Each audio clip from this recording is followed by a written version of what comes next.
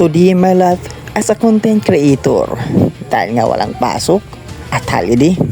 Ngayon, ang oras at araw para maglinis ng kapaligiran. Ito sa sobrang taas na ng damo at dami ng damo. Ay baka tirahan na naman to ng ahas. Kaya halika, linisin natin.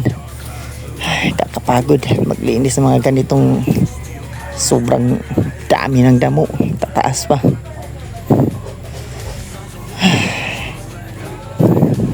Sa tagal na tong hindi nalilinisan, kitang-kita na Kikita mo, ang dami ang dapat yung linisan, daming damo. Dito po kasi linalagay yung mga manok ko.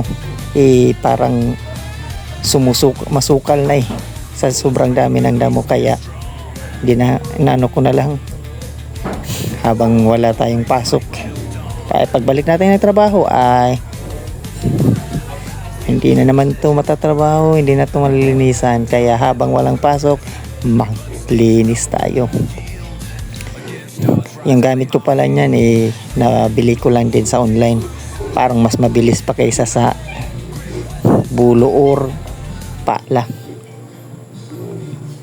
Hanggang dito na lang po guys. Maraming buong salamat sa panonood ng aking vlog. Thank you at mabuhay. God bless po sa inyong lahat mga guys. Thank you.